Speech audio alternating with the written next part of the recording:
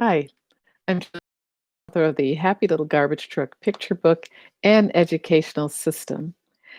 This week, we've been looking at, in the previous conversations, the insula and the interoceptive network to build a powerful mindset in a child. So this week, we're going to look at maybe four different meditative or mind body practices.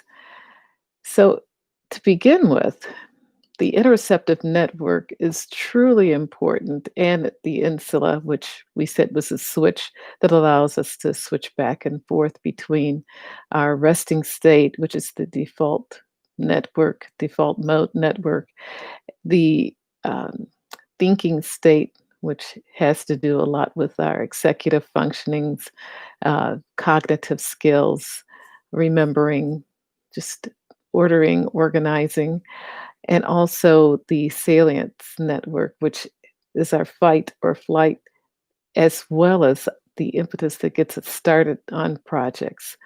So, all of these three different parts of our cognitive thinking is regulated by the insula. And so, the activities that I've been researching are activities that actually build one's interoceptive network as well as the insula. And we know that these two networks are really important for our children because they're bombarded, especially when I spoke about my teaching children with autism, they're bombarded with external sensations all the time. And a lot of times, especially early on, it's hard for them to make sense of what's happening.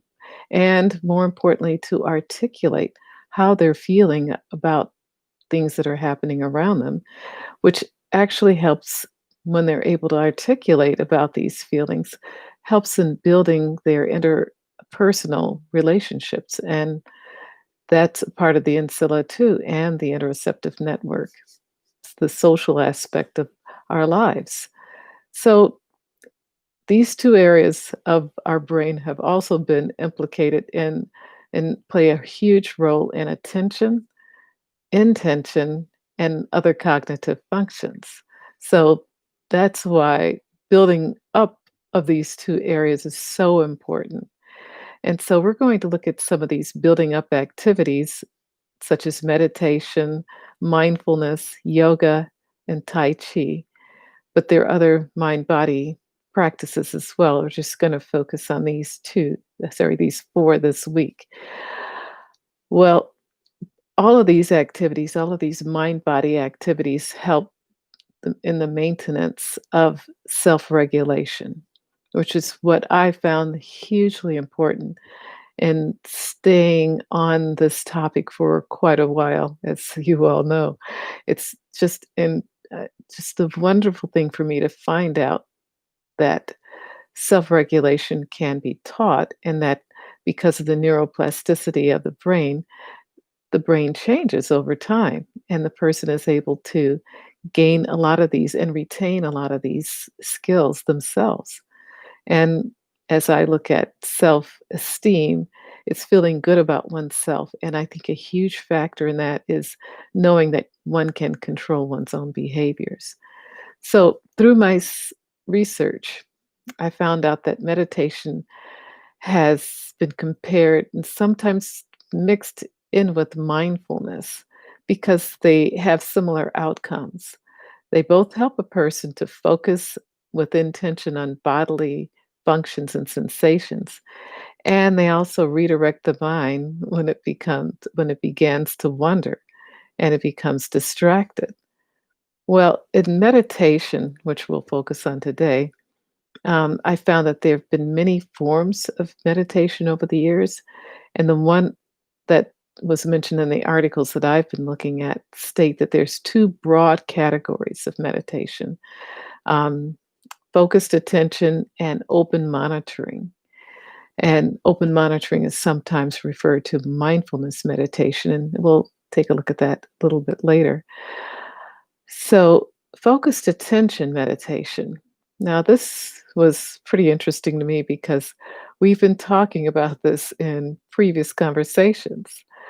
Remember when we were talking about doing the body double chart, having a child make a paper chart of their bodies and then focusing on different parts of the body and having the child understand where their head and their heart, their lungs, and all of these different parts of our body are by looking at this chart. Well, actually, when we started talking about breathing and focusing on the heartbeat, that's focused attention. And in some practices, a mantra. Now, focused attention meditations have been shown to enhance a person's ability to detect and disengage from a distraction. And remember when we were talking about the child smelling the flower and blowing out the candle, and how I found that simple activity helped to uh, allow a child to disengage from possible deregulation?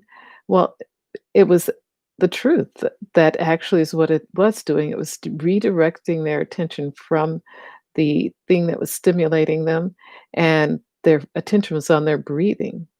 And so, this practice is believed by some to lead to increasing one's ability to decrease mind wandering and increase attention.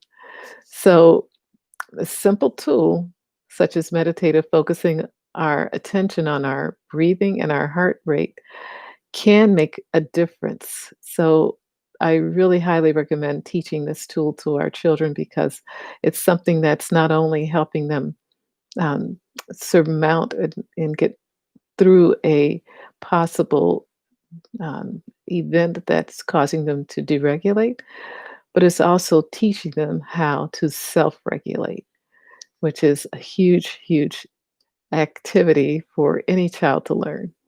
So, tomorrow we'll take a look at a couple of other ideas. Thank you for being with me today. And please remember to subscribe. And thank you for those of you who have. And until then, take care. Bye bye.